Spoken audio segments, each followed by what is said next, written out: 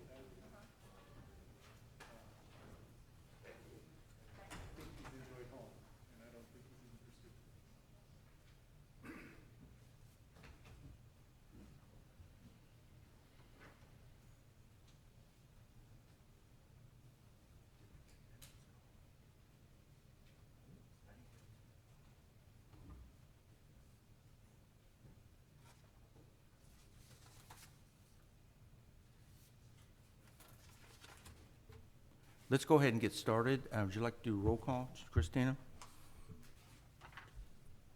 Jack Looney. Garland Land. Joe Zach. Here. David McDowell. Bridget McCandless. Here. Mark McDonald. Here. Larry Porter.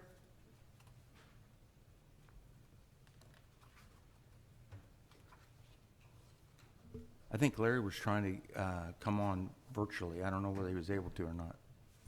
It's not looking like he's on there. I haven't heard Okay. from anybody, so. All right, well, let's get started with our presentations. First one is an apology I have to give to Mr. Cowan about, we've been talking about having you make a presentation. Is this the third month? But I truly apologize for it, and we do appreciate the work that you do. So you've got the floor. Quite all right. I'm just glad to be here in front of everyone today.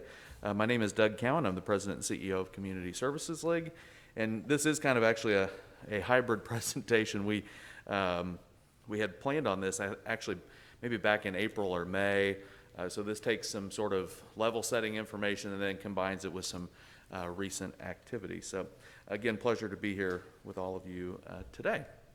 Let me just give kind of a quick overview. I don't think any of this will surprise anybody particularly. I actually serve on the United Way of Greater Kansas City Board of Trustees as a what's called a funded agency representative on that Board of Trustees, and I get to see a lot of United Way 211 data. If you're not familiar with United Way 211, it's a regional call center. Happens to actually be located off of 40 Highway in Phelps is where the calls are processed, but it's people around the metropolitan area, and it probably won't surprise you that utility assistance is by far the most requested social service activity that people are looking to get connected. I mean, it's just one of those things in our industry that oftentimes can spring up and surprise people. A bill might be higher than they expected. They may have an hourly job, the wages fluctuate, an emergency comes up, any hundreds of scenarios, but utility assistance is an often requested thing in our industry. When we talk about utility assistance, an important thing to know is that for many renters, their successful status as a renter is often determined by keeping their utilities on. And this is true especially for one very large class of renters, and that's people that rent in federally supported housing. And when I say that, I mean residents of local housing authorities. So here in Independence, it would be Independence Housing Authority. Can you hear me okay? I see you leaning in a little bit. Okay, It's hard for me. okay.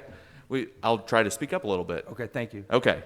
Here in Independence, renters within the Independence Housing Authority could also be renters in what's called private multifamily. And that could be, again, here in Independence, an example is Hawthorne Place Apartments at 24 Highway and 291 in Northeast Independence. Or what people oftentimes refer to as Section 8. That means they have a portable voucher. And so those folks who live in federally supported housing, they get into a lease violation if their utilities are disconnected. Some of the problems that can arise, of course, is that shutoffs, if a utility is shut off, oftentimes that could be if a refrigerator or freezer is plugged in, it could defrost, could cause significant damage, so it can be a very significant concern for landlords. Some data from the Pew Charitable Trust says that 69% of payday loan users use money for reoccurring expenses. One of the most popular things that it's accessed for is utilities.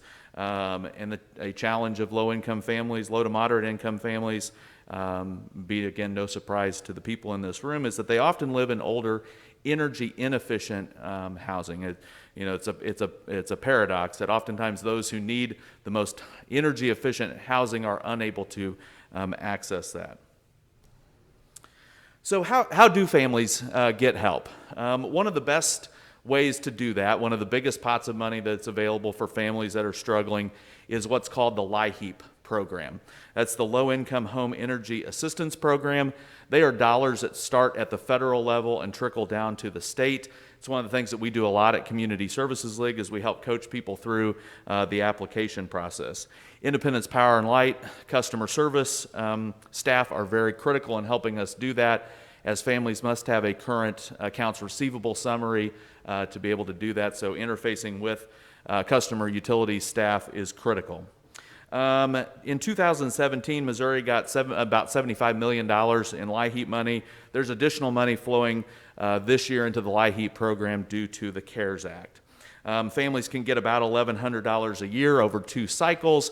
That can be both for summer electricity and winter heating bills. There are a bevy of other state programs, local programs that we can help connect people to. So what about here in Independence? Again, this is sort of level setting. Most of us know and are familiar with the iShare. It's our community-based response to helping families with utility assistance.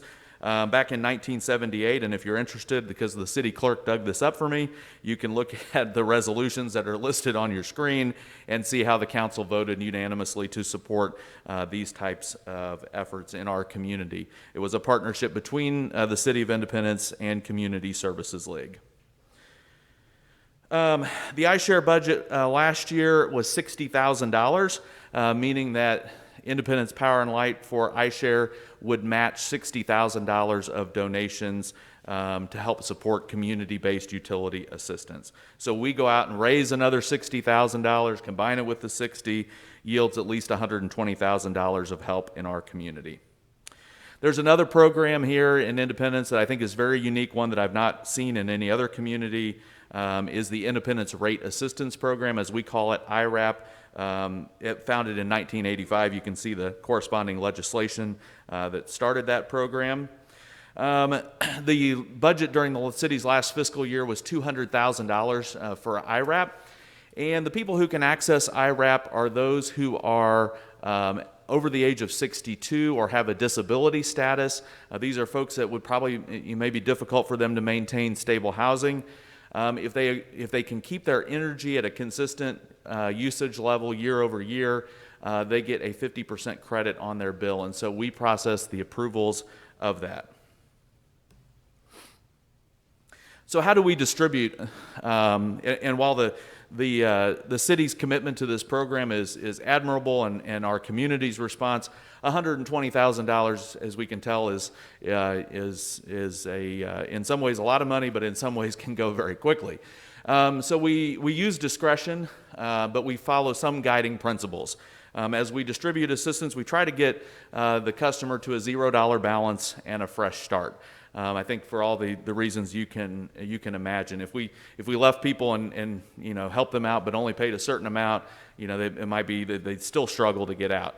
We do that with other types of assistance programs like rental assistance. We try to, again, get to a $0 balance. We do try to see what the customer might be able to pay and maximize the resources that they have. We layer with other supports. Oftentimes, utility assistance is accompanied by rental assistance for a family struggling to keep stable housing.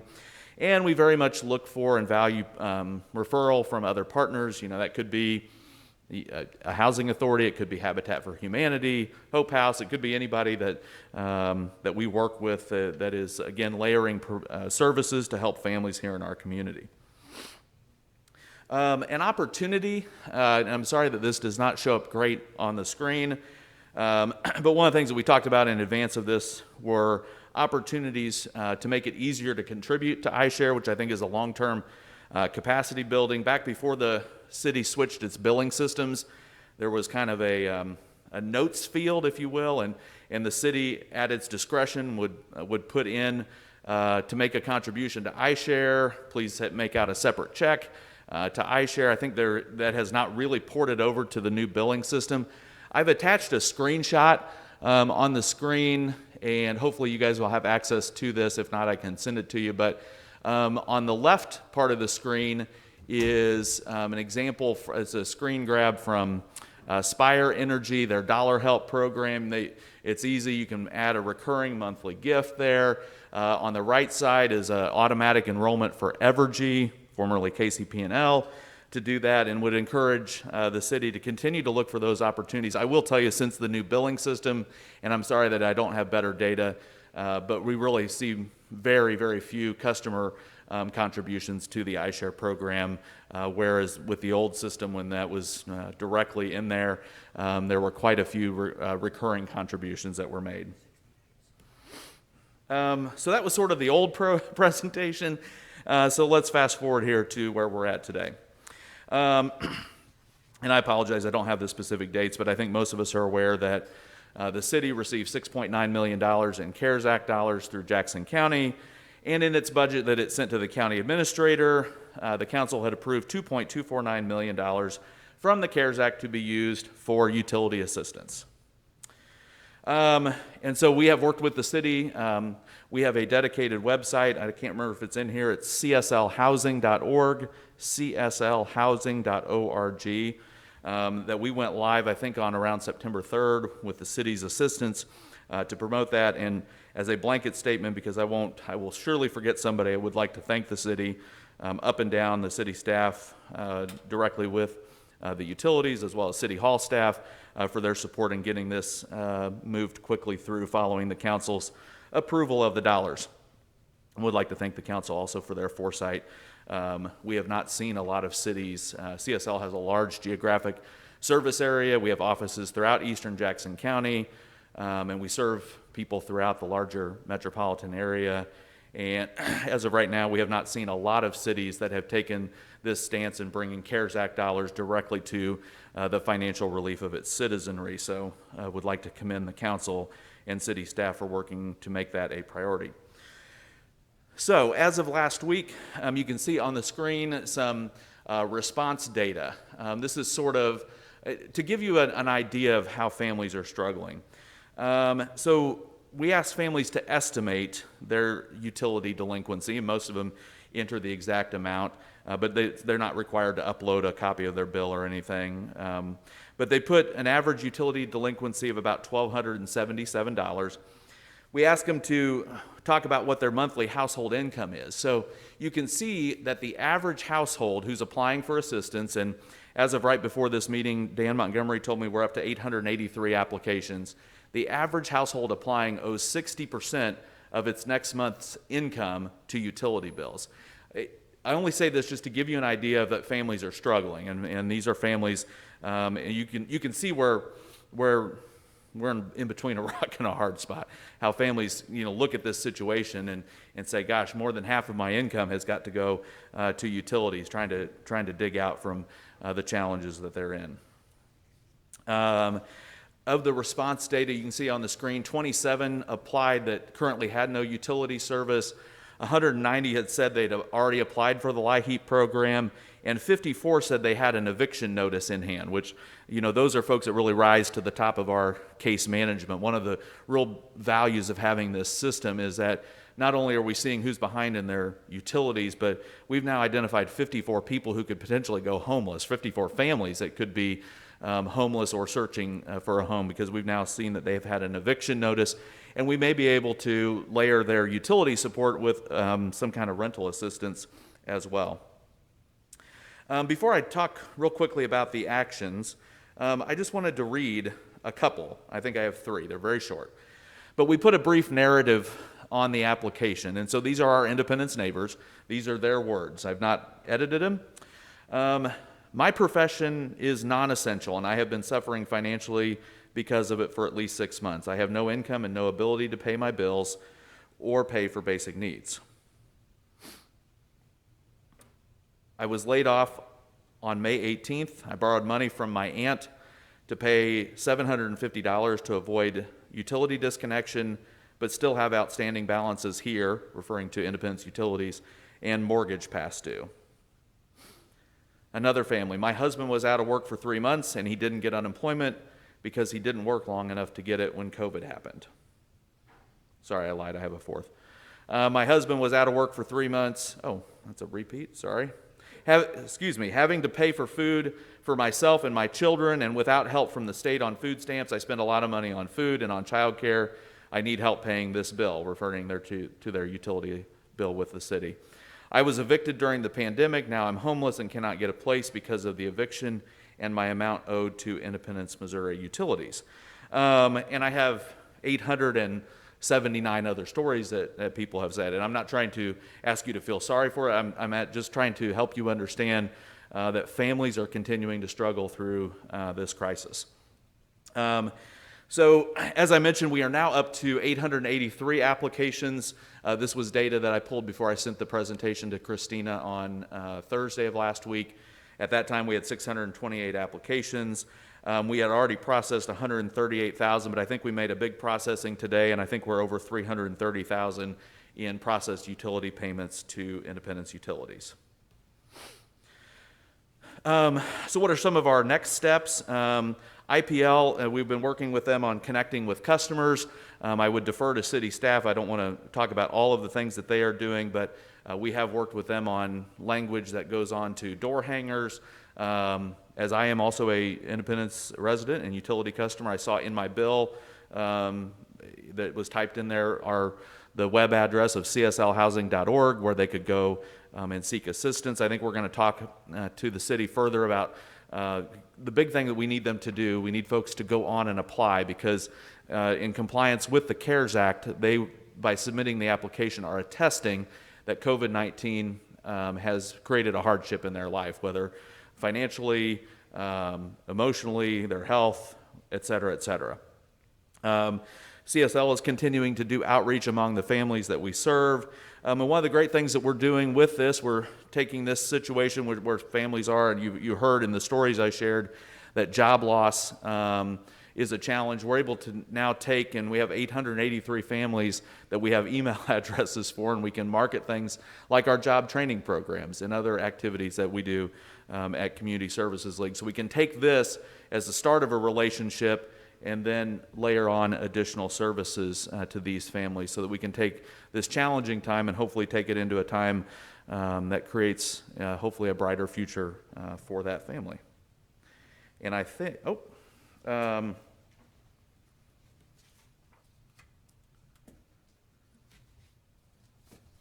think that is it, the end of our presentation. We look forward to continuing to update not only this board, but the council and city staff on how we are progressing through the CARES Act utility assistance dollars, and I'd be happy to take any questions that you might have. I have a couple questions. Sure. Number one, I guess, goes to IPL. Mr. Neal, do you have a correlation with the folks that are delinquent with their electric bill, and trying to connect that with CSL to see maybe if they can be helped? Because in many cases, I don't know that the word gets down to folks that are in between the folks that you see on a regular basis and folks that have just been affected by the COVID emergency. And it's my hope that that happens. The other question is, are other utilities, Lisa and Dan, are you guys a part of this? This does cover electric, water, and sewer. Okay. Yes. Go ahead, Ms. Snell. Yeah, Mark, Hi. we are not currently shutting off delinquent accounts. What we're doing is the notice that we would typically put on their door, we've attached a sticker on there with the information of how to connect with CSL and apply for the loans. So we're trying to drive them to apply for that assistance. Well, I think what would be helpful, I think what's been brought up a couple times from my colleague over in the corner about the delinquency rate, how many people are past due. I think it'd be important to know how many of the delinquencies are tied to this type of situation versus someone that chronically does not pay their bills. We can I mean, see, to put it frankly. we can see on the data that we get from customer service, we can see which ones are, that we're already building a balance before COVID and which ones generated during this. So we're assuming that the ones that are from March on are COVID related, and we are targeting those with these stickers on the door hangers to help drive them to apply. Okay. Thank you. Any other questions? Doug, if I can ask, Sure. you gave an example of a lady who said she was delinquent, she'd been evicted, and she can't get new housing because of her eviction and because of what she owed to IPL. Is that because she was reported to collections, or just because she had to do that in order to reestablish utilities at a new place? You know, I'm not sure that I could knowledgeably comment on her particular status. I will tell you that one of the things I appreciate with city staff in our working on, we put together a workflow, a non-binding workflow, but just an example of how we, special groups of people that we would make targeted efforts to. And one of the things that we recognize, and this is persistent in our ongoing work, not particular just to the COVID-19 crisis, is that a good example of families in our community that permanently reside in a motel or a hotel. A lot of those families, and this is true beyond Independence, really anywhere in the country, a lot of those families have outstanding utility bills that they can't even start to uncover, and they can't reconnect and get new service until they're, and many have, $3,000, $4,000, $5,000 accounts. And it's a tricky situation that social service agencies are in. Is, do we spend the whole budget on just a couple families? Where's the biggest impact? How do we help people the best? One of the things that we did put in our workflow for the CARES Act Utility Assistance Program is making special provisions for families that are in doubled up situations, meaning two families in one single family residence, or living in a hotel motel situation, or street level homeless, that we would be able to address delinquent utility bills as a way to get them out of their doubled up motel or homeless situation and into permanent housing, and that utility connection or reconnection fees would be allowed through this program. Does that help? Yes, thank you. Yeah.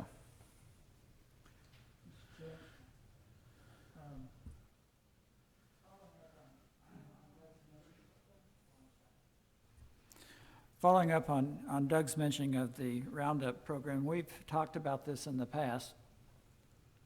I'd like to make a motion just to make sure that we're moving that Roundup program forward.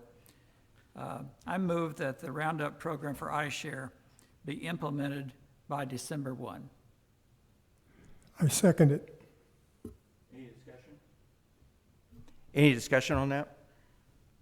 May I ask if that includes some kind of reminder on people who are doing auto pay for their utilities? They're never going to see kind of that reminder, so I don't know if that's part of the plan for how that is implemented. Well, this will be they will receive a bill in the mail anyway, and it will, on that bill, it will talk about that they can Roundup on their bill. Thank you. I'd like to make a comment on, I know a good number of folks that pay over the, online, and they get their bill online. Is there some way that we could add that to the online billing that comes to people, email saying that this fund is available if you'd like to contribute to it, same as you would do with a physical hard copy?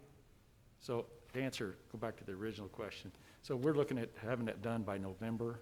I can't hear you at all. I'm sorry. So we're, Dan Montgomery, Water Systems Director. So we're looking to have the online by November as far as the roundup, one-time payment, every time payment, but that will be on everybody's bill, and everybody gets a bill, whether that's ACH, like I would have to set it up. I would have to know that I want to increase it. Once I increased it, then it would be continuous every month. If it was a one-time bill, you could add it, but that will be on everybody's bill. And if, to answer your question, electronically, that would come through when they get their bill. It comes on everybody's bill, that option to do that. We'll also have Meg, our information, we'll put some literature out to bring that to everybody's attention that that's something new. Is it possible to do a article on the city scene again? I'm sure we could probably do that. I'm not speaking for Meg, but Well, I think she's we looked need for to do- articles, so I'm sure she would I think love- we need to do it every month if we possibly could. I'm not sure about that, but anyway. I see a nod. Is he's that waking up. possible? I don't know about every month, but I'll discuss it with Just till the Yeah. COVID Yeah. thing is over, that's all we care Sure. about. Sure. Okay, any other discussion? In- Roll call, please. Excuse me, sir.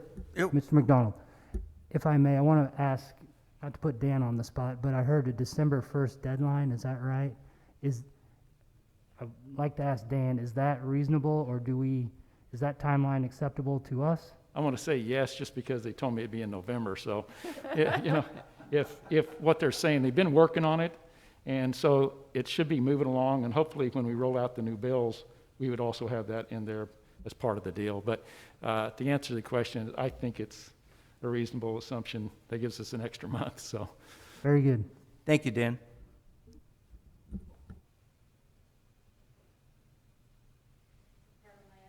Yes.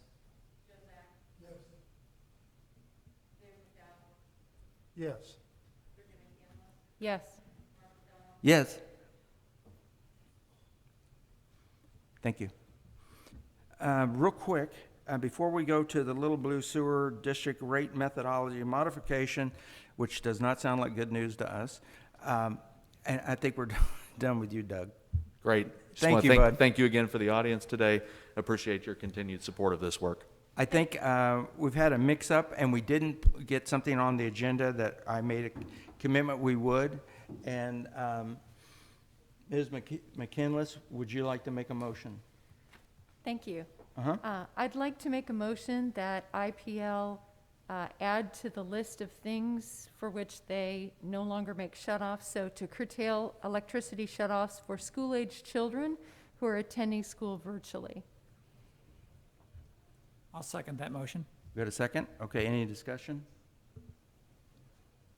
The only discussion I would have is they're not shutting off any utilities at this time, and I don't know if we foresee turning off the utilities for quite some time with the COVID energy, so I don't know whether it's necessary, but I think it's good to get the word out.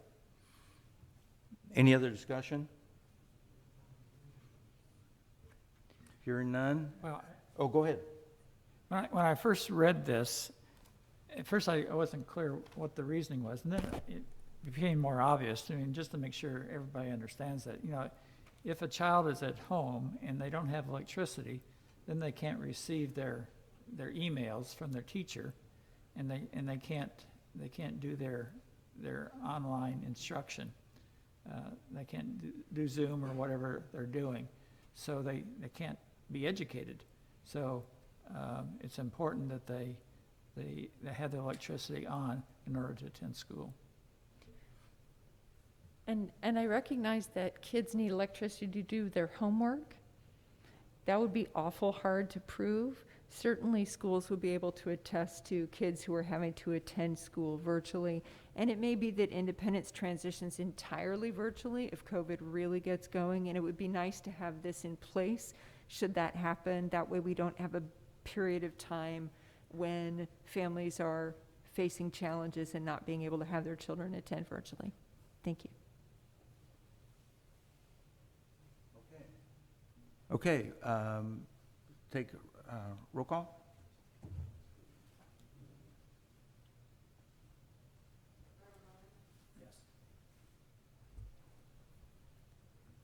Joe Zach, No. David McDowell, Yes. Bridget McCandless, Yes. Mark McDonald, No.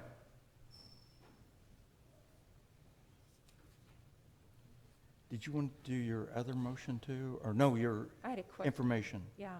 A question for the utilities, and it was really to follow on to what Doug Cowan was saying. I just don't understand, do we report people to collections who are behind on their utility bills? Does this go on credit reports? Just trying to understand the real challenges that families are going to be facing as this gets tougher. So we would not turn it over to collections till we finaled them out, completely final and shut all the utilities off. Then it would be turned over to collections.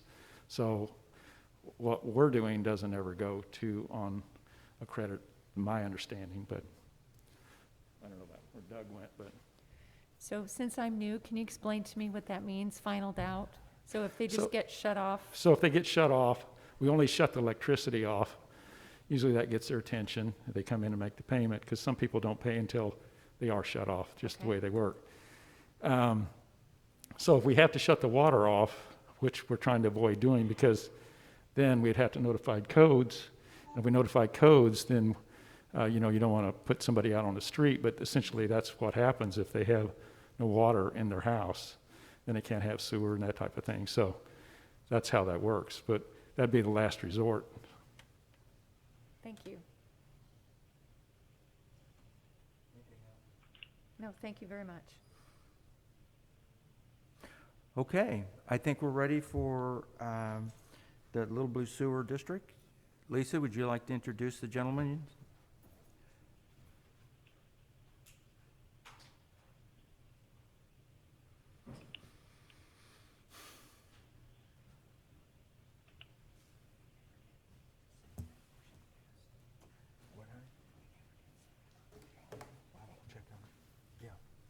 Well, good afternoon. I'm Lisa Phelps, Municipal Services Director, and I just want to give you a brief overview about what you're about to hear. It's not, let me calm your fears a little, this isn't about a rate increase from Little Blue Valley.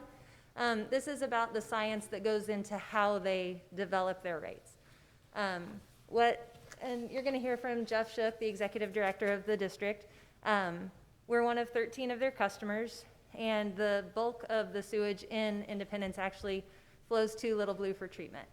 The information you're going to hear has already been presented to Little Blue's Technical Advisory Committee, which either I attend or Mike Jackson, and the Mayor Advisory Board, which Mayor Weir sits on. So I will turn it over to the expert for the details, and if you have any questions, feel free to chime in along the way. Good evening. Yeah, Jeff Shook, Executive Director of Little Blue Valley Sewer District. I thank you for your time tonight. The issue we've brought before you today is an issue that has been discussed for probably more than a decade. Currently, the district has, as Lisa said, we have 13 customers that we provide wholesale wastewater treatment to. We do not own the pipes in the neighborhoods by the houses. We do not bill citizens. We provide wholesale services, of which we bill quarterly to our customers. Those bills are based on 4 cost components. We have a fixed charge, just like most utilities. We have a charge that's based on our metering equipment and how many meters you might have relative to the total number of meters that exist. We have a charge for pre-treatment services for industrial waste. Two customers, Independence being one of them, do not get billed for those charges because they manage their own industrial permitting system. And then the lion's share of the charges is based on flow. And let me be specific, it's not based on flow of so many dollars per gallon. Because we are a wholesale entity, and basically I would argue that we're probably more of a co-op of our customers, that the way we do our billing is we establish a budget that's approved by those groups that Lisa mentioned, as well as our Board of Trustees, of which Mayor Weir is also a member. We establish our budget each year, and then that budget, the actual cost of the budget is allocated out. And so we use one customer's flow in comparison to the total of all customers' flow to identify what share of that budget they're going to pay. Since 2001, the methodology has included in determining that flow a forward-looking methodology where we would take the last 5 years of data, and the data is quarterly, so it'd be 20 data points, and I'm sorry, I went too far. And we would project a line, and that line is represented on the slide before you of a dotted line. The issue with that methodology has been to our customers is that is not a real number. It's a projected forward number, and in reality, the next year, the customer may not experience as much flow as that line projected, or they may experience more flow than it did project. And so customers have asked that we look at it. We hired a rate consultant to evaluate our methodology in comparison to what other utilities do, and make a recommendation. And so we hired Raftelis as a rate consultant that works throughout the United States. They came in and looked at our historical data, and if we had billed using this methodology versus this methodology versus this methodology, which one was more accurate? Because the customers requested specifically that they wanted us to look at being more accurate with our projection. And as you can see from the slide, there's 7 different methods that were looked at, either some form of an average or a linear projection. And one thing that was discussed is whether we would just bill on actual flow. The reason that was not looked upon favorably is that if it rains really hard in Independence and not really hard in Lee Summit, Independence is going to pay a much greater share of the bill than Lee Summit. And it's hard for utilities such as Independence to forecast what's going to happen. You know, is it going to rain hard this year or not? And so our customers appreciate the fact that we take a 5 years worth of data and we kind of smooth it in an attempt to minimize rate shock to their utilities. And so the results of that study and the recommendation we received from a rate consultant was that we should change our methodology. We should go to an averaging method. Rather than take these 20 quarters of data, this 5 years worth of data, and project it forward, we're proposing to take that same data points and just average them. And the beauty of that methodology is that that's an actual billing of actual flow received. But it's not done from quarter to quarter or year to year where you might see significant increases or decreases. Because you're averaging it over 20 data points, it minimizes the increase and the impact. So that was the recommendation we received. That recommendation was made to the technical members from each community that participated in this review of their recommendation. It was recommended to the mayors of each of the customers that we serve, and then ultimately, with approval of those 2 committees, our Board of Trustees directed us to proceed with implementation. The issue that you have before you today is an amendment to your service agreement, because the current methodology, the linear projection methodology, is hard-coded into that agreement.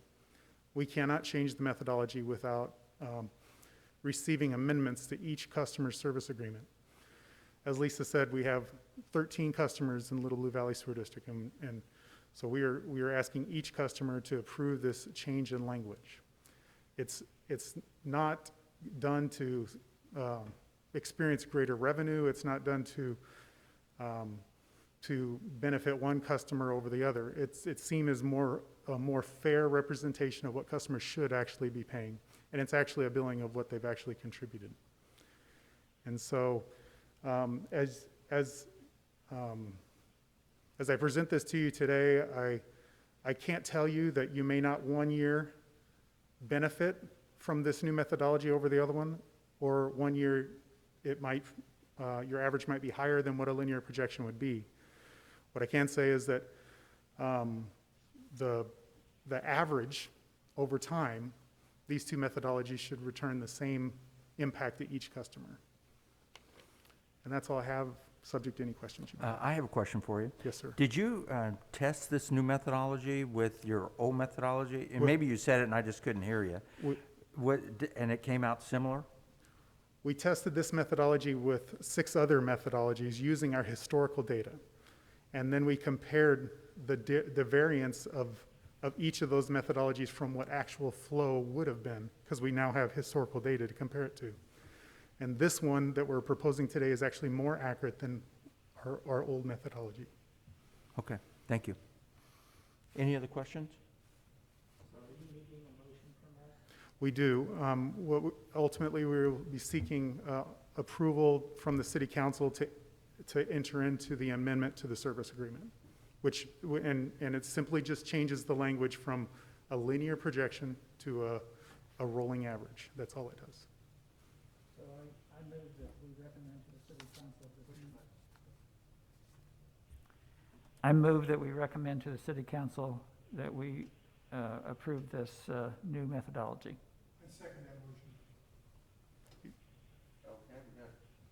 We have a motion, a second. Any discussion? Mr. Chair? I think we have Jack Looney on now. Excuse me? I think we have Jack Looney on the conference call now. Yes, we do. Jack Looney's on the conference call now. Oh, hi, Jack. Sorry about being late. Did you hear that presentation? Most of it, I questioned though to them. It Okay, was good. mentioned that, We're voting on it right now. Yes, I know. This would be the time for discussion. Yeah, he has a question. Okay. Other communities or other customers were mentioned. Have they made a decision on agreeing with this methodology, or are we the first? We have received 3 signed amendments already. We have, actually tonight, City of Lee Summit City Council is approving it. It's already been through their city council committee and approved. I've got 4 other communities that will be considering it in the next week. And so we have not received any negative feedback of anyone who's concerned about this methodology or this change. Did that answer Thank your you. question, sir? Yes, sir. Thank you. Okay. You want to do a roll call? If you're ready. All right. Jack Looney, Yes. Gordon Land. Yes. Joe Zack, Yes. David McDowell. Yes. Bridget McCandless, Yes. Mark McDonald. Yes. Thank you. Thank you, bud. Okay, looks like we're coming up onto the next thing is IPL priorities. Unfortunately, my name is on there. This is a discussion that's been going around quite some time. I think it was a big discussion last night at the city council meeting. And there's a resolution that we're being asked to review and give our input on. And the whole purpose is to come up with a set of priorities for change at IPL and get them on track so that we can move on and maybe deal with the water and WPC at some point. But right now, we seem to be stuck with the IPL. I'd like to open it up for discussion. Has the board looked at the resolution that was set forth last night? And I know that Mr. Land came up with a list of priorities that he wants.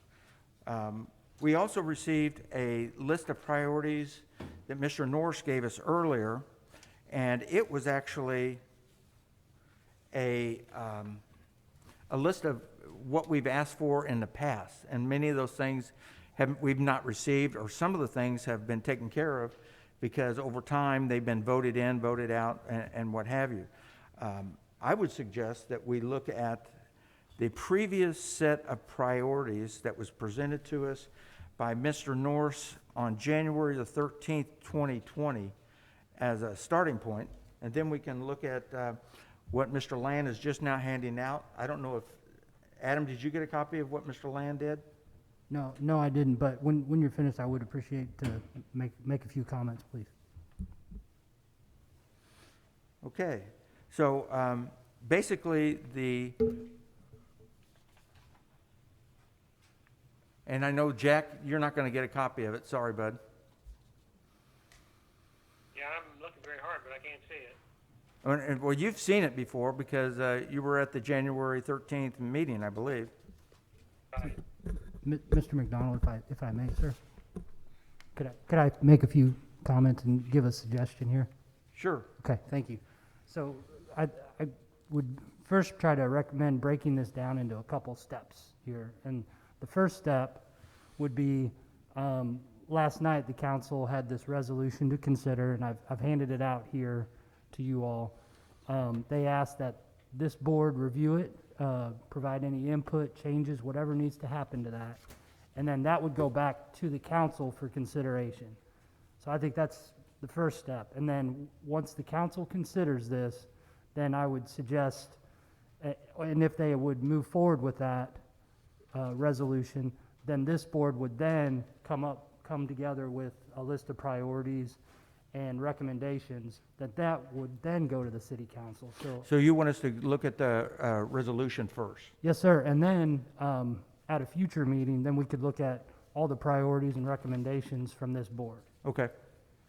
If Well, that's acceptable, that would be my recommendation. Thank you. Any comments about that? And hopefully we can get a copy of your priorities to Jack so that he'll be able to look at, and also Mr. Porter that's not available. Excuse me, is that, on the resolutions, is that 783? This one right here. Okay, got the wrong one. All right, You got it? Yeah. Has everyone read it, the resolution? So Yes. may I ask a clarifying question? Yes. So the discussion at the city council meeting was that the purview of setting those priorities came back to the PUAB, as I understand it, and that the discussion really was that the city manager should defer those first to the PUAB and then come back to the city council for recommendation. Did I understand that discussion correctly? That's the way I understood the discussion, Okay. yes. And the resolution, it is set up such that the city manager is directed to review and bring forward. Is that correct? That's correct. Okay, So thank the you. way this process, again, the way this process would work is this resolution would be considered, recommended to the city council or not. Then they would approve it or not. Then this group would work with staff on developing those priorities. We would push those forward to the city council in cooperation with the city council on their list of priorities and kind of come up with a holistic game plan to move forward. Now, when it goes from the city manager to the general manager or your position, Adam, who gets it? Is it going to, I know there was a lot of discussion about a director and a general manager, and I know that Mr. Nail was appointed general manager as acting general manager, or assistant general manager back in January. You appointed him, and then there was a subsequent promotion to the director position, correct? Yeah, the general manager of IPO and the director positions are Synonymous. one and the same, yeah. Yeah, okay. Well, I guess the question I would have is, I'd like to see it be, go to the question of, because we represent the ratepayers, it's important for the ratepayers to know who's actually making decisions and who is going to be held accountable when those decisions go awry. And I think what this does is kind of puts it on the city manager, and I think I personally would like to see it go to the director of, or the general manager of the utility to look at it and see what needs to happen. One thing that I do see is before anything can happen, I think they need to have a clear definition of the hierarchy of who's in charge. And second of all, there's a lot of discussion out there whether the in-house management analyst report is valid or is not valid. I don't see how our work can go forward without knowing that. And then also the impact of the DMKT report. I think maybe we need to have a motion to either look at what it's going to take for phase 2.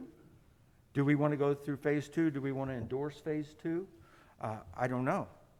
So I think this, for me, this is premature in that we need to have more data and see what's laid out there before we endorse it one way or the other. We don't want to be in a situation where we're just rubber stamping resolutions. I just like to be able to see what's underneath this and lay it on the table for the ratepayers. Sure. Couple comments there. So hopefully I just clarified the role of the general manager and here at this meeting, okay? Relative to the resolution and who's responsible, so matters of personnel in the council manager form of government, you all are likely aware of this, are the city manager's responsibility. So the council directs the city manager to implement this plan of action or whatever it is. Typically what happens is that he delegates that to another staff member.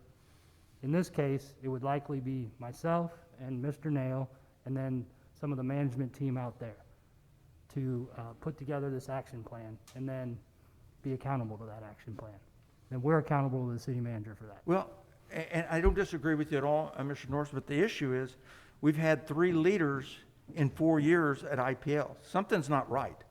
Something's not working. Either whoever's selecting the position or the expectations of the people we're putting in that position, we're not doing a good job representing the ratepayers, because I know that when folks leave their position, they receive compensation to fill out a contract.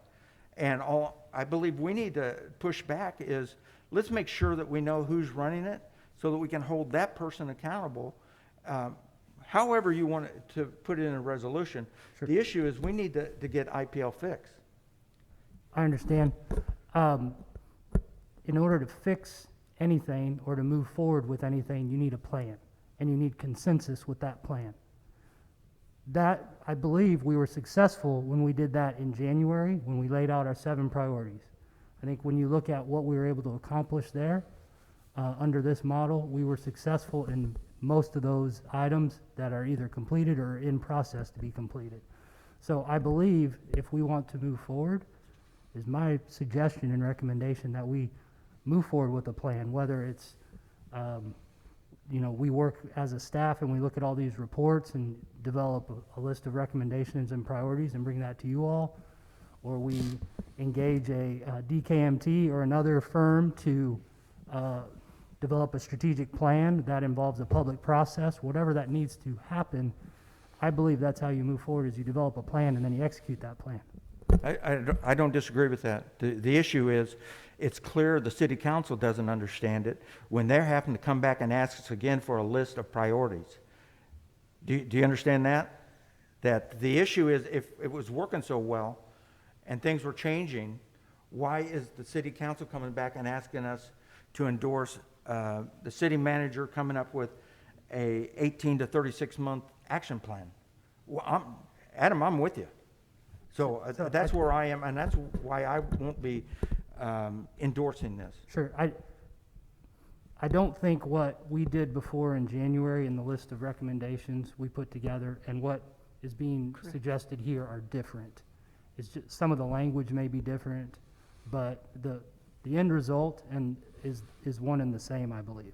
I don't want to put words in your mouth or anybody else's, but that's kind of how I interpret it. Is let's develop another list of priorities and let's go do those.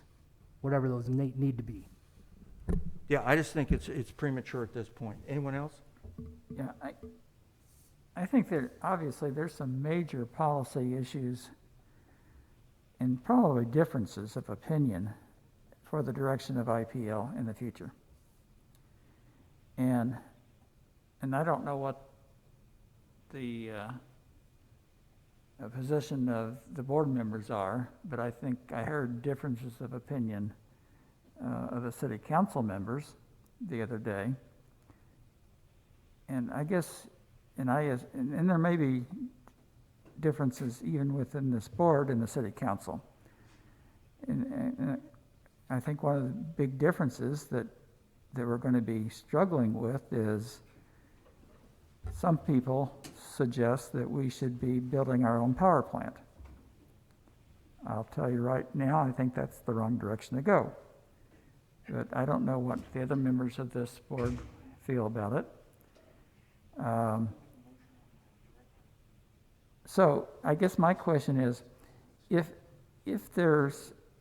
we take a position and make recommendations of priorities that are different from individuals on the city council or the city council as a whole, how are those differences going to get resolved in terms of what direction you're going to be working on? Well, that's a good question. The city council has, ultimate policy decision-making authority, right? They develop the policy and we implement it with the recommendations and input from various boards and commissions and stakeholders, right?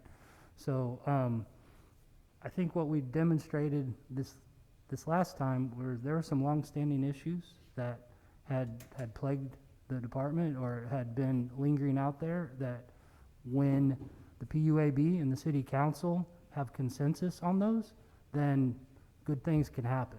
And my hope is that we can develop another set of those principles and priorities to guide us further and have consensus among the PUAB and city council on those things that are aligned. And I think when those things happen, we are successful and we can move forward. Mr. Chair?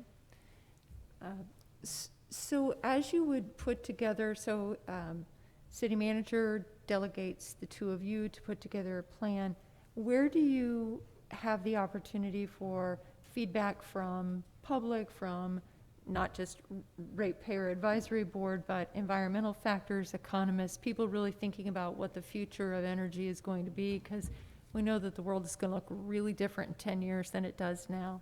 So how do you take advantage of that best thinking in your planning? Sure, there's a couple different ways to incorporate kind of the stakeholder input, right? To get input from the ratepayers and members of the community. In a real robust strategic planning process, there is a significant effort is directed to getting that input and kind of putting that in a understandable, cohesive format for people that are making decisions to understand and implement.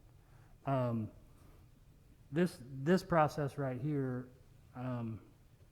is more of looking at all the previous studies that have been put together and pulling out the key pieces from all these different studies and management reports, and so basically using what we already have and developing a game plan with that. If there was a desire to have a more robust process, then we would that could be part of the recommendation is having some element of public input along the way on what the priorities should be too. That's a reasonable suggestion. Yes. Thank you. Mr. Chairman, got a question. Was this passed last night? No. Okay.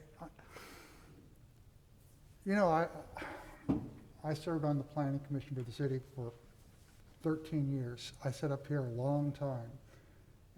This is hard to swallow, but this is hard to swallow too. a plan usually comes from us. This board here is the one who should be giving you a recommendation that you then turn around and take to the city council and then pass it. It shouldn't be the other way around. The way I'm listening to this, it sounds like you're making all the recommendations. Now, we're the sounding block for the citizens. We've already talked about possibly having some public hearings on the rates. But this plan, it looks like, I'm new, okay? I've only been here a couple months. But it seems like this whole process is backwards. Why are we doing it backwards? Can you explain that to me? So the resolution that went to the council last night, I think what you're saying is what the council said last night. I don't want to put words in their mouth, but that's the way I understood it, was that the PUAB needs to develop a recommendation of what the process needs to look like. So I'm not sure what you mean by staff developing a plan. We have not developed a plan. There's a process here that outlines a process to develop a plan. But we do not have a plan. Some of the background information that you have in your packet or that was sent afterwards includes previous work that we did as a staff, that, the January memo, we came to this board in June with a list of our ideas for priorities and sought the input from the board at that time, and those are cataloged in here as well. This resolution is really what I would suggest we focus on, whether or not this is the process that this board wants to follow or not. That would then be moved forward to the city council or not.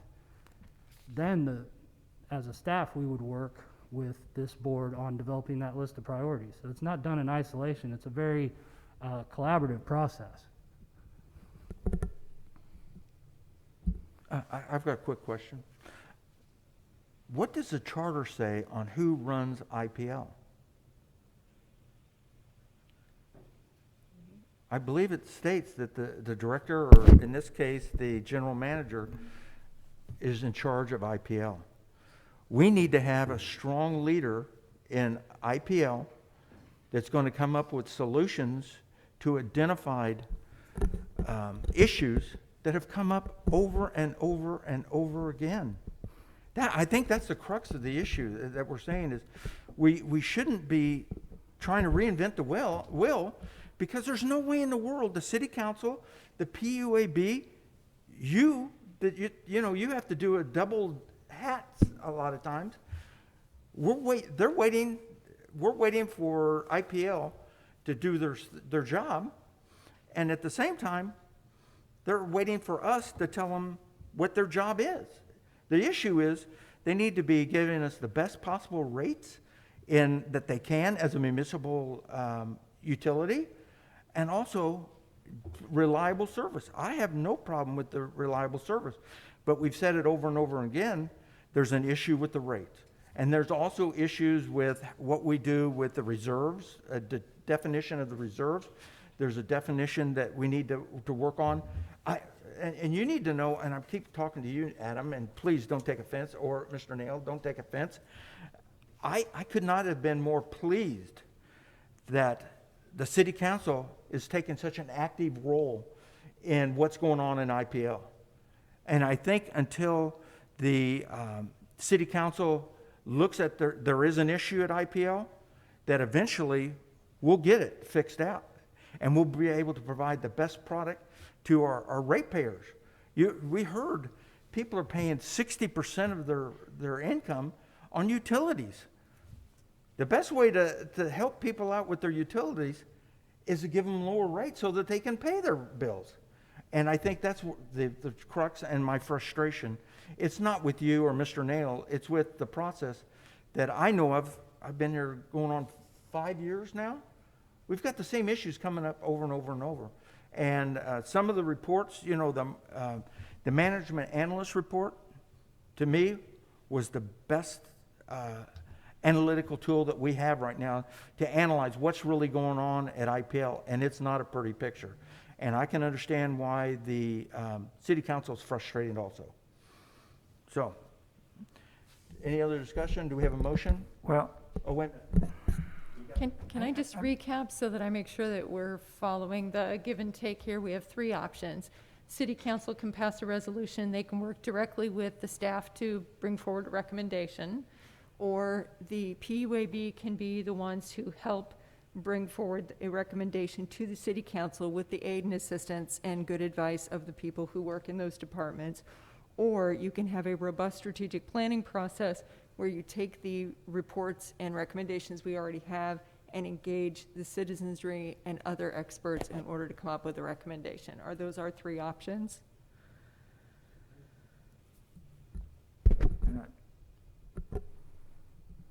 the one option that I was thinking of, and maybe it's embedded in one of your three, is what I'm hearing is that there's concern that this is a top-down, that the city council is getting involved in the process, and that it's as opposed to that we've hired a general manager who's in charge of IPL, and that he is the person who should be engaged in developing a plan. And this looks like, even though obviously the city manager is going to delegate to the general manager to do it, but it still gets a little bit mushy in the process. So one of the options is that we could say that we are recommending that the PUAB and the general manager will work on developing a plan. And just leave it at that. It's the general manager's responsibility to develop a plan, and that we will, in concert with the general manager, develop a plan. And that takes it out of the political arena that we have right now with this document. That we don't want to have a political arena, which is what we've been having for the last several years. That we have consultant reports, and then the consultant reports are put on a shelf and forgotten. We like some of the consultant reports that we've had, and we want to make sure they're implemented. But we want to work with the general manager in making sure those are implemented. And so I think that's what I'm hearing you say is that we want to work with the general manager in developing a plan. Yeah, And I think. just leave it at that. I think the issue is, and Garland, please don't repeat this, but I agree with you totally. The issue is, the people that really should be responsible are not having to be responsible because they're waiting for the city council or the city manager to make those determinations for them. And it's gone too long. And I welcome the opportunity to try and help with establishing metrics and also an action plan and all those things. It just shouldn't be on the city manager, or in this case, Mr. Nail or Mr. Norris, to establish them. We represent the ratepayers. And if anyone's looking at Facebook, it's not pretty what they're saying about utility bills, not only the electric, but also sewer and water. Those are all major issues. So if you'd like to put a motion together, I'd entertain it. May I ask, I just want to be sure that we use the resources available, that we are thinking ahead, that you don't react to a comment in one of the reports and make a change that's going to hurt you in 3 years or 5 years. And I know that you guys are long-term thinkers because you are part of the city and that's part of your plan. But I just want to be sure that you have the resources you need to help spark that imagination so that we think long-term and don't get ourselves in a spot we can't recover from. If I can make a comment? Yes. Jim Nail, General Manager. Ms. McCann, so that is exactly what we've been doing, being deliberate, taking the input that we've received from PUAB, input that we've received from council members, from the analyst report, from the DKMT report, and trying to make sure we don't do a reactive change that 6 months later we have to find out we have to change again. So we have been holding back because we've been trying to make this a very deliberate process. One of the things that DKMT pointed out in their analysis is we are all on the same team, but far too often we don't act like it. We're at odds with each other. The council, the city staff, the utility staff, the PUAB, and it ought not be that way. And their recommendation is that we do work together to take input from each other, listen to the input from the staff, listen to input from professionals, listen to input from the stakeholders, and that together we then come up with the direction that we need to go. And then all the other small changes we make to support that plan, not just check off a list from a report. Thank you. Well, and I think you said it very well. I believe it is a leadership issue that we need to address, that whatever plan comes out, that there's a timeline, there's accountabilities, there's a result-oriented, and bottom line, we have to address rates. It's great that we've got all these employees out there that are doing just fine financially, but the ratepayers, the people that are struggling to pay the rates, they can't pay the rates because the rates are so high. Our costs are out of control, and I think that's the thing that I hope we take in consideration. What Mr. Cowan said rings home so loudly. We're not all sharing the pain with this pandemic, and we need to. And my heart goes out for those folks. So, do we have a motion? Or, Garland, are you working one up? Yeah, I'm trying to work one up. Okay. More comment, please. Jack, are you saying something? Yes, one more comment, please. Yeah, go ahead, bud. Okay. I guess I'm concerned about the mechanics on how we get this done. When I hear things like the board work with the director or whomever, do we have the time, the people, the resources, the ability, basically the knowledge to sit down and actually put the basics down? I'm wondering if we should be, I like the idea, but I'm wondering if we should be looking to the general manager and his staff to put together proposals for the various aspects. I agree with you wholeheartedly on the analyst's review of his or her findings at Power and Light, but then the board would then deal with each one of those sections and the details of those sections and the resources that we have to amend or approve and move forward aspect by aspect. But actually, what I'm saying is put the expertise of the director and his staff to do the mechanics and the work for our review.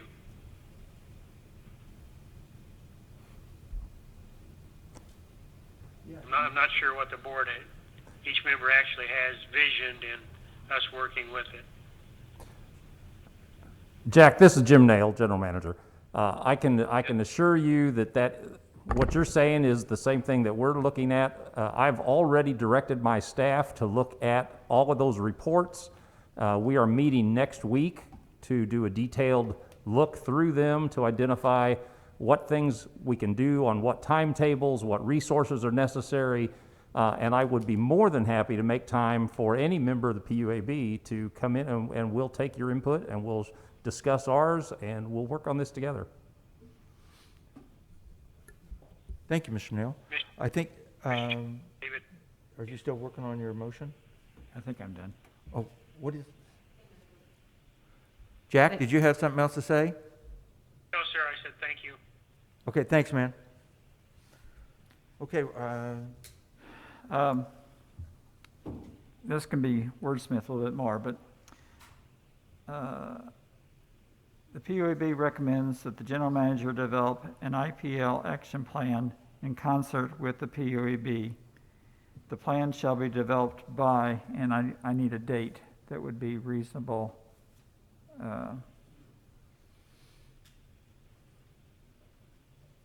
Would November 1st work? Of this year? Sure. Wow. That doesn't mean it'll be the last plan we make, but at least by November 1st, we should be able to have some targets that we can move forward on and get the ball rolling. That's pretty quick. I mean, that doesn't give us a whole lot of chance to provide input to you, which I think we need to have some ability to be involved. Okay. Hey, we'll always take more time, if you want to Let's give say it to us. December 1. So, Give you another month. how about we do this before the end of 2020? Does that sound reasonable? And we will work towards beating that timeline. Yeah, okay, let's do that. All right. Because I think we need to have some discussion with you. Because we don't want this just to be a perfunctory exercise of you putting something together and us just voting on it. I think we need to have some discussion. So let's say by December 31st of 2020. And what would be the mechanism for that feedback to get to you? You want that by email? We get to have a discussion among ourselves? I just don't know with sunshine law what we are and are not allowed to do. That's correct. We would have to schedule meetings and put them out there 24 hours in advance. I have no problem with that. And would we you? solicit or accept, Okay. would people be able to give public commentary? We can establish public hearings whenever we would like to establish them, Thank you. even though it is I have to figure out how hard to to do that. do. So, and cities, our staff, we would be more than willing and welcome, one-on-one meetings with you all. If you want to come out and talk to us about where your areas of concern are, what your priority areas are, we can talk about that. We will absolutely make time to do that. Again, Okay.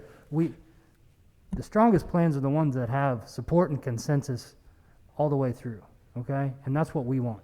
Yeah, and I hope that the council realizes that we want to try and be a part of the process and do something positive rather than it being a top-down approach. And I think, I don't know it may have been Dave that said that I really applaud that. So, your motion? Want me to read it again? Yeah? I couldn't hear the dang thing. Oh, you couldn't hear it? The PUAB recommends that the general manager develop an IPL action plan in concert with the PUAB. The plan shall be developed by the end of 2020. We have a second with that? We have a second with that. Any other discussion? No discussion now then? How about Jack, Yes, you got anything to say? not at this time. Okay. Roll call, please.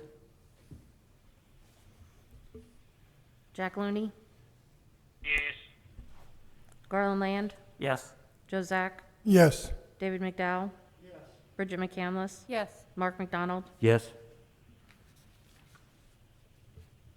And before we go into the exciting world of water, I'd like to acknowledge that we had a motion and a second on Ms. McCandless's motion, and it was approved, I believe. And I failed to mention that, so I wanted to do that. So, wholesale water.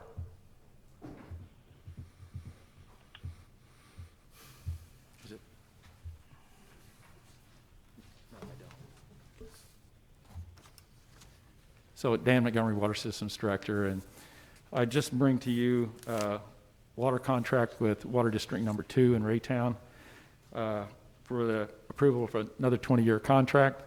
I attached the previous history when we took this to the board back in October of last year for Sugar Creek, and rather than go through the whole slides again, I thought it would be good for the two new members to be able to see the history of why we do what we do.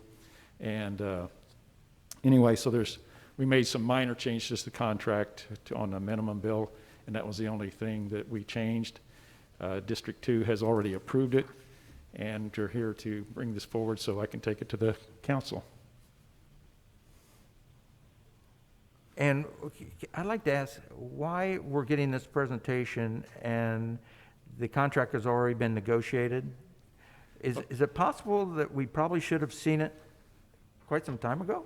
You could do it that way. There's such minor changes that we can make to that, and that's why I did the history lesson last time, and why I'm doing it again this time was to make sure that you were understanding that we can only make minor changes to the contract in order to fulfill the way the contracts have been written through the years.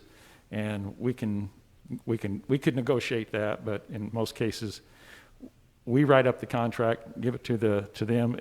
In the case of Sugar Creek and District 2, they signed it without even, there wasn't a lot of discussion. They just said, that's exactly what we want. This is exactly what we want to continue to do. And they signed it. So it almost makes it look like, we're giving them an opportunity to discuss it, but there's really no discussion. They sign off on it because that's what they want, and that's what we would want too, so, and at least in our eyes. Okay. I guess the question is, at some point, the original contracts were written, when was that? Prior to the city being purchased in the utilities. So what happened was... Was that in 86? 83, yeah, 86. Okay. So what happened, and that's what the history lesson was about. Yeah, I remember. Is that we were governed by, we were Missouri Water Company, we were governed by the Missouri Public Service Commission. So in order to go through the Missouri Public Service Commission to get the sale complete, they had to agree to all these things. Otherwise, they never would have sold, because they would have thought, okay, we turn it over to the city, they will do whatever they want to us, they will charge us higher rates than everybody else and pay for everything. That would have been the logic. So that's why all the language and the contract language that's in there is to protect not only the wholesalers, but also to benefit the Independence residents. Because this economy of scale, we sell water a lot cheaper by selling half of our water to the wholesale customers. So it's a real benefit to the city and to all the wholesalers. Well, and I guess the issue I have is just being able to see the numbers to say that it is such a great deal. And at some point, I think someone needs to do some pro forma income statements to see, is this really a great deal or is it not, or what we can do to change it. And I think that's part of what's in the charter is a reasonable time to review information. It's so we can advise the city council. Because I don't know at this point, it's either you endorse it or you don't endorse it, it's going to go through, right? Okay, and I can give you a cost, the rates that our water rates and all the other wholesalers' water rates and that type of thing. But it just, you could say it that way. I don't know how you could argue that, but I'm not following. It's beneficial to both parties. There's not anything, I guess we could ask the attorney to step up here, but there's really nothing we could do to change this, because these are 20-year contracts that renew automatically as long as they want them to. And if they don't, they take them to a judge or an arbitrator, and we can argue about it, but we're going to end up being in the same place. We just can't charge them. We can't charge them more than anybody else, and we can't benefit our wholesale customers more than our residential customers, our commercial customers. That's why we do a cost of service study, and we have to have it done by, like a Black & Beach, Burns McDonnell, an outside source, and then it can be taken to a judge, to an arbitrator, and if it's not handled at the arbitrator, then go to a judge. They have specific rules on how this is all handled, and it's to benefit all parties, and that's what they agreed to, and that's how these wholesale contracts got set up to start with. Okay. Any other comments? Go ahead. So have we done a cost of service evaluation at any point, or that's the remedy available, but we haven't actually done one? We do one every time we do a rate study. We do a rate study, do a cost of service study. It has to be done by the M1 manual or the AWWA. It's all spelled out in these contracts. So every rate that's ever been established has been done through a cost of service study.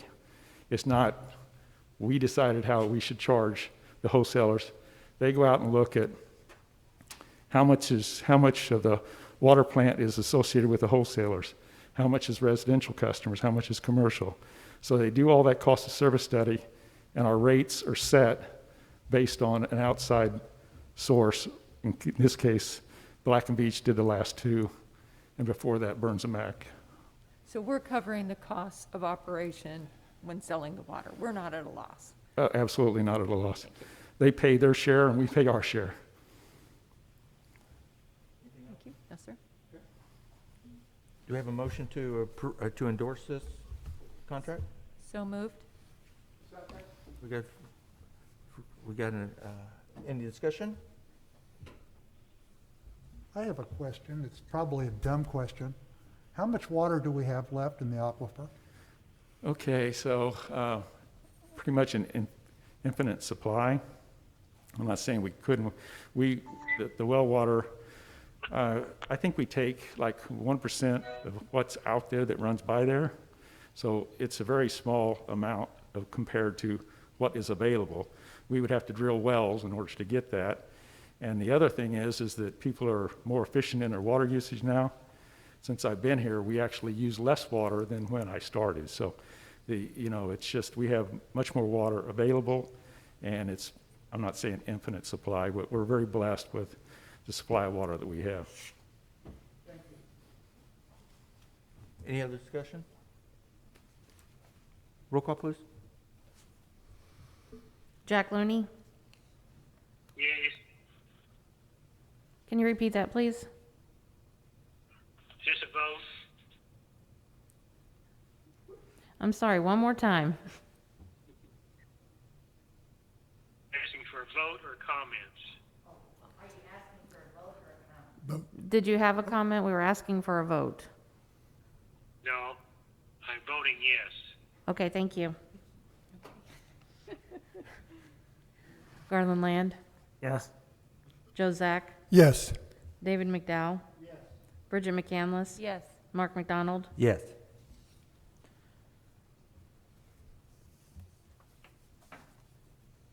Okay, it says Electric Rate Committee discussion.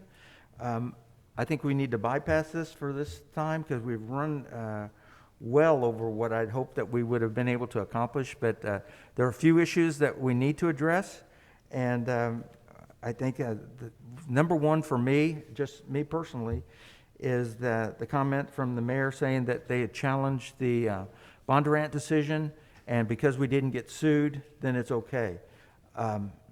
That's something that we need to address further on, but just not today. So, board member comments? None for Ms. McCandless? I would just recommend that for anybody who didn't attend or watch that rate commission, that I think it's probably posted, isn't it? I think it would be well for all board members to watch that because there was some significant conversation there. And then I would also recommend for those who did not see the Indy Energy posting to also watch that, because that was a very interesting conversation there that relates back to the what happened at the rate commission. So I think for anybody who did not view either one of those, they're very instructive, and I've encouraged all board members to look at both of those. Thank you. I got a quick question. Adam, we never voted on the resolution, did we? We passed an alternate resolution. Yeah. We sent an alternate, right? And that covers that? So I don't think it'll be a resolution back to council. It sounds like the PUAB would like to work with staff at IPO. Okay. And develop some kind of plan to then take forward to the city council. I didn't want to violate Yeah. any kind of rules. So I'm making sure I understand that though too. I appreciate you bringing this up. So that's what I understand we're doing. Okay. Is that accurate? Yes. Very Thanks. good. Thanks, All right. Adam. Joe? Yeah, I know, is this too late to bring up something, this DKMT study? At this time, I'd like to make a motion that we go to City Council and recommend that they do not accept that. We do have an in-house study already, so why should we pay somebody else $250,000? And I'd like to make a motion that we do this to the PUAB, to the City Council. That was Dave? Yes. Seconded, okay. Oh, I guess discussion? I can see discussion coming from. Yeah, Canton. it's awful last minute to make that recommendation without us having a little bit of time to talk about it. Is that something that we can table for our next meeting? Well, it's been on the table for a while. It's not like You know, it just didn't pop up last night. Right. But we haven't, we as a group haven't had a chance to discuss it. Okay, whatever. Okay, so I just don't think that we should be spending $250,000 when we already have a plan. we got, Since we're now talking about this motion, if we don't make some type of stand on this, I'm afraid the city council may go forward and spend that money. Okay. It's very important that we do address this issue. When I saw that study and I watched it, the very first thing that hit me was, here they're showing a picture of Union Station in downtown Kansas City on a study that we paid money for the City of Independence. Now, one of those lights in that picture was generated by our electricity. I don't know who this company was, but I don't think they did their homework. That's just my feelings on it. And I would hate to see this city spend $250,000 more with that company. Sorry. Amen. do you have anything? Jack, do you have anything you'd like to add? No, I'm just looking over the rules to make sure we're not in violation here. So, no, nothing at this time. What do you say? No comment? He That's a said, no comment. he said he was looking over the rules to make sure we were not doing anything incorrectly. And he said no comment. Okay. So, I guess we need a roll call. If the discussion's over? Could I make a real quick Yeah. comment here? Oh, Please. go ahead. Thank you. So the study, this resolution that was considered last night and then came to this board, that was to break it down in a most simplistic way, that plan that replaced that report for the most part. Instead of engaging this consultant to do a strategic planning process, this resolution was more, hey, take what we have, use it and develop a plan, and not use this outside resource, so. So you're saying the council's already decided that they don't want to go with this phase 2? That's generally my understanding. I think Okay. the rates So then committee it's moved. kind of, That's my understanding. Yeah. I still see nothing wrong with us stating the same thing. Yeah, there you go. So we're all on the same page. And I don't disagree. I just wanted to be sure we had a conversation about the rationale for why. So thank you very much, and I don't disagree either. Love it. Okay, excellent. So I think we're ready for a roll call? I pray. Jack Looney, Yes. Garland Land, Yes. Joe Zack, Yes, David McDowell, Bridget McCandless, Yes. Mark McDonald. Yes. Motion passes. So, has everyone had an opportunity for anything else you'd like to add, Joe? yeah, there seems to be some fogginess here on this director, general manager. There was last night at the city council meeting, they mentioned about going out and hiring a director, and it's going to cost some money. So I'm in agreement with that, just as a discussion. We need to get something set, and I think you mentioned it before about having a Org chart. line of, from top to bottom, who's who. And we need to do something there with that. We So- can't just keep doing the same thing over and over and over. Like you said, 4 in the last 5 years. Adam? thank you. Yeah, as I mentioned earlier in the meeting, so the general manager and the director are positions that are one and the same. Jim is the director, okay? So let me be clear about that. Okay? So is there any more questions about who's in charge at IPL? If that was the question. And we will put together a org chart to show you Thank you. what the organization looks like out there, okay? Thank you, Adam. Dave? I just want to say I'm looking forward to our meetings together, because I think if we do it the right way, it'll give us all something to be very happy with. That's all I got. Do we have a motion to adjourn? So moved. Thank you so much. Second? Okay, all in favor? Aye. Aye. Thank you.